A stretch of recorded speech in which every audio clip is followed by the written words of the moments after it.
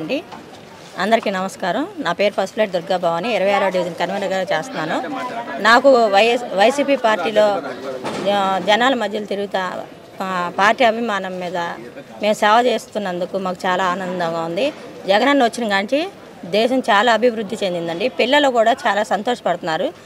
నేను నా పిల్లని గవర్నమెంట్ స్కూల్లో చదివించలేకపోయానని ఇప్పటికి బాధపడుతున్నాను. ఎందుకంటే గవర్నమెంట్ స్కూల్లో చాలా 10th క్లాసు మంచి మార్కులు వచ్చి చాలా అభివృద్ధి చెందారు. నా కూతుర్ని ప్రైవేట్ స్కూల్లో చదివించినా కూడా అన్ని మార్కులు తెచ్చుకోలేకపోయింది. ఎందుకు నా పిల్లని అక్కడ జాయిన్ చేసుకోలేకపోయానని అంత బాధపడుతున్నాను. కానీ చాలామంది ముసలాళ్ళు కానీ పెద్దోళ్ళు కానీ తాత అవ్వలు కానీ అక్క చెల్లెమ్మలు కానీ నాకు ఈ రోజుకి ఒంటరి మహిళ పెన్షన్ వస్తుంది, కాపు నేస్తం వస్తుంది, మా అమ్మాయికి అమ్మఒడి వచ్చింది. మా ఇంట్లోనే ఇన్ని పథకాలు వచ్చినప్పుడు ప్రతి ఇంట్లో కూడా అక్క చెల్లెమ్మలు కానీ ఏదైనా కానీ చాలా సంతోషం వ్యక్తం చేస్తున్నారు. ప్రతి గడప గడపకి వెళ్ళిన వెల్లంపల్లి శ్రీనివాస అన్నయ్య గారు కానీ అంగిరేకుల నాగేశ్వరరావు అన్నయ్య గారు కానీ ఈ కరోనా దగ్గర నుంచి కూడా మన జగనన్న ఎక్కిన కానీ అభివృద్ధి చెందింది. కానీ ఎవరు నిరుత్సాహపడలేదు. ఎవరో గిట్టిన వాళ్ళు ఏమైనా చెప్పుకునే ఉండి వెనకాల ఎన్నో చెప్పుకుంటూ ఉంటారు. అవన్నీ జరగని పనులు కదా. ముందర అభివృద్ధి చెందేటట్టు చూసుకోవాలి. నాకు అమ్మఒడి వచ్చిందండి, కాపు నేస్తం వచ్చింది, మా అమ్మాయికి నాకు ఒంటరి మహిళ పెన్షన్ వస్తుంది.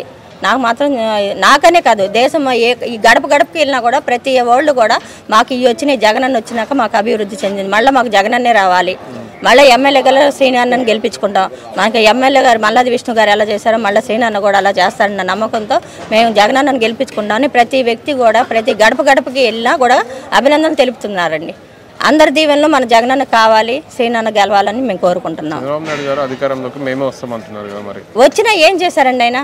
ఇప్పుడు రుణమాఫీ అని చెప్పేసి అన్నారు. పశువు కుంకాలు కింద ఇచ్చారు. పశువు కుంకాలు కింద ఇస్తే మాకే ఒక చెక్కు మిస్ అయింది.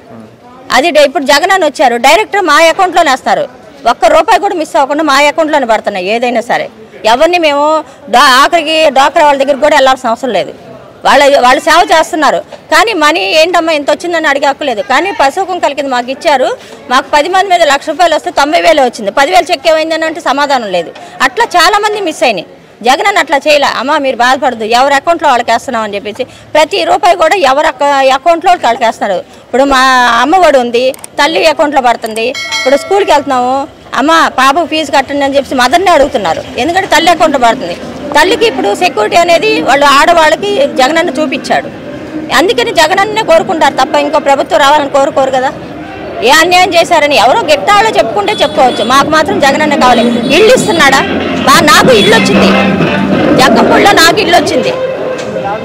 నేను సంతోషంగా ఈ రోజు వరకు నేను పుట్టి 45 years అవుతుంది. మేము ఏనాడు ఇల్లు ఎరగం. కానీ జగనన్న పుణ్యం అంటే మాకు ఇల్లు ఏర్పరచుకుంటున్నాం. అది ఇవ్వాలి కాదు, రేపైనా వస్తాను, మాకు గ్యారంటీ ఉంది. అమరావతిలో స్థలాలు కానీ ఏదన్నా కానీ జగనన్న ద్వారానే అభివృద్ధి చెందుద్దని ఆశపడుతున్నాం. మాకు జగనన్నే రావాలి. అసెంబ్లీ ఎన్నికల దగ్గరకు వచ్చినాయి కదా, ఏ పార్టీ అధికారంలోకి వస్తే బాగుంటుంది, ఎవరు సీఎం అయితే బాగుంటుంది అనుకుంటున్నారు? వైఎస్ఆర్ పార్టీ అధికారంలోకి వస్తే బాగుంటుంది. జగన్మోహన్ రెడ్డి గారు సీఎం మళ్ళీ అవుతారని మేమంతా ఆశిస్తున్నాం. ఎందుకంటే ఆయన ఇచ్చిన పథకాలు జనాల్లో ప్రతి ఇంటికి వెళ్ళినా ఏ ఇంట్లోనైనా 1-2 పథకాలు వస్తున్నాయని వాళ్ళు చెప్తుంటే చాలా ఆనందం వ్యక్తం చేస్తున్నారు. ఈరోజు మా ఇంట్లో అమ్మఒడి వచ్చింది, ఈరోజు మా ఇంట్లో చేయూత వచ్చింది, ఈరోజు మా ఇంట్లో వాహన మిత్ర వచ్చింది అని వాళ్ళు చెప్తుంటే ఆనందంగా ఉంది. మీ ఇంట్లో ఏమైనా వచ్చినా? మా ఇంట్లో ఏం రాలేదు, కానీ మేము కరెంటు బిల్లు చూపిస్తుందని ఏం రాలేదు. కానీ మా ఇంట్లో రాపోయినా మా ఓట్లన్నీ వైఎస్ఆర్ అంటే అభిమానం, జగన్ గారికే వేస్తాం. చంద్రబాబు నాయుడు గారు 40 సంవత్సరాల నుంచి రాజకీయాలు ఉన్నారు కదా, మరి జగన్ గారు 40 సంవత్సరాల నుంచి రాజకీయం చేసినా ఏముందండి? వాళ్ళకి బినామీలకి వాళ్ళకి రాజధాని అంతా వాళ్ళకి ఇచ్చారు, కానీ ఎవరికి ఇవ్వలేదు కదండి. 50 ఎకరాలంతా రాజధాని భూమిలో అంతా కూడా వాళ్ళ బినామీలకి పెట్టుకున్నారు, కానీ ఎవరికి పెట్టలేదు. అందుకోసం చంద్రబాబు నాయుడు అంటే ఎవరు నమ్మరు. ఒక్కసారి అవకాశం ఇవ్వండి మాకు, ఒక్కసారి అవకాశం ఇవ్వమని. అలాగే 14 సంవత్సరాలు చేశాడు. 14 సంవత్సరాల్లో ఏం డెవలప్ చేశాడండి? వాళ్ళకి వాళ్ళ కొడుకును ముఖ్యమంత్రిని చేయాలని ఆశతోనే ఉన్నాడు, కానీ ఏదీ లేదు. అభివృద్ధి చేశాడు, కానీ ఎంతవరకు చేశాడు? రాజధాని అన్నాడు, 1-2 బిల్డింగ్లు కట్టాడు, 1000 కోట్లు దాచుకున్నాడు. అందుకోసం స్కామ్లో పట్టుబడ్డాడు, జైలుకి వెళ్ళాడు, 52 రోజులు ఉన్నాడు. ఏం చేశాడు దానికి? ఆయన నిరూపించుకోలేకపోయాడు. బెయిల్ మీద బయటకు వచ్చాడు. బయటకు వచ్చి మళ్ళీ నేను రాజకీయంలో ఉంటాను, నేను 40 సంవత్సరాల ఇండస్ట్రీలు, నేను గెలిస్తే మళ్ళీ చేస్తానండి. ఎంతవరకు నమ్మాలండి? నీ వయసు 75 సంవత్సరాలు వచ్చింది, నువ్వు మనవడితో ఆడుకోవాలి, కానీ నువ్వు రాష్ట్రాన్ని పరిపాలించడానికి అర్హుడు కాదని నేను చెప్తున్నా. పోలవరం ప్రాజెక్టు ఈసారి నన్ను గెలిపిస్తే అద్భుతంగా నిర్మించి ఆంధ్రప్రదేశ్ రాష్ట్ర ప్రజల బహుమతిగా ఇస్తా అని వారు అంటున్నారు. ఏమండి, రెండు రాష్ట్రాలు కలిసి ఉన్నప్పుడే పోలవరం అధికారంలోకి తీసుకొస్తానని తీసుకురాలేకపోయారు. రాజశేఖర రెడ్డి గారు ఆ సోనియా గాంధీ దగ్గరికి వెళ్ళి ఎన్నో నిధులు తీసుకొచ్చి సోనియా గాంధీ చేసిన పనులు చేసింది, కానీ ఆ వల్ల ఉపయోగం లేకుండా పోయింది. రాజశేఖర రెడ్డి గారు పోరాడాడు, దాన్ని 3 వంతులు తీసుకొచ్చాడు. అయినప్పటికీ ఇప్పుడు జగన్మోహన్ రెడ్డి గారు చంద్రబాబు నాయుడు 14 సంవత్సరాలు ఉన్న పోలవరం చేస్తున్నానని దానికి వచ్చిన నిధులన్నీ నరేంద్ర మోడీ దగ్గరికి వెళ్ళి ఎన్నోసార్లు డబ్బులు తెచ్చుకున్నాడు, కానీ దాన్ని డెవలప్ చేయాలి. జగన్మోహన్ రెడ్డి గారు 4.5 సంవత్సరాల్లో పోలవరాన్ని అనేక రీతిలుగా దాన్ని డెవలప్ చేశారు. ఈ సంవత్సరంలోనే దాన్ని ఓపెనింగ్ చేస్తానని కూడా మాట ఇచ్చారు. ఇప్పుడు మీరు సిద్ధం అంటూ సభలు పెట్టుకుంటూ వెళ్తున్నారు. 175 గెలుస్తామని మీరు అంటున్నారు. చంద్రబాబు నాయుడు గారు, పవన్ కళ్యాణ్ గారు ఏమంటారంటే పులివెందులోనే జగన్ ఓడగొడుతున్నామని వారు అంటున్నారు. ఎలా ఓడగొడతాడండి? పులివెందులలో ఒక పని అన్నా చేశాడా? ఆయన 14 సంవత్సరాలు 7 సార్లు గెలిచాను ఎమ్మెల్యేగా అన్నాడు. 7 సార్లు గెలిచి ఏమన్నా చేయగలిగాడండి?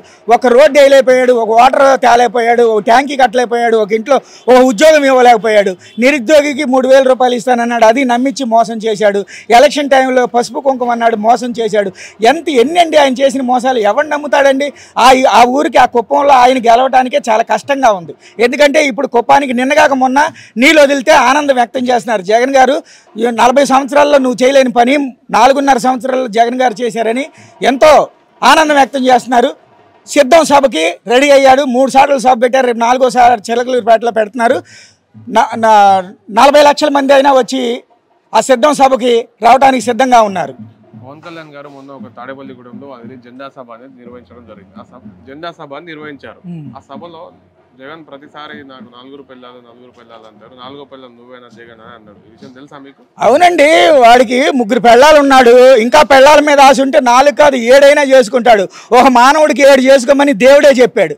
ఆ 7 చేసుకుంటాడేమో, వాడికి అంత ఓపిక ఉందేమో. మాకైతే లేదు, జగన్మోహన్ రెడ్డి గారికి అయితే లేదు. జగన్మోహన్ రెడ్డి గారికి కావాల్సింది ఏంటంటే మానవ అభిమానం కావాలి, ప్రజలు కావాలి, పథకాలు కావాలి. జగన్మోహన్ రెడ్డి గారు ఆడికి ఏంటి, పవన్ కళ్యాణ్కి సినిమాల్లో సంపాదించుకోవాలి, అమ్మాయిల దగ్గర పడుకోవాలి, లాడ్జింగుల్లో ఉండాలి. అందుకోసము ఆయనకి 4 కాదు 7 పెళ్ళాలైనా కావాలి.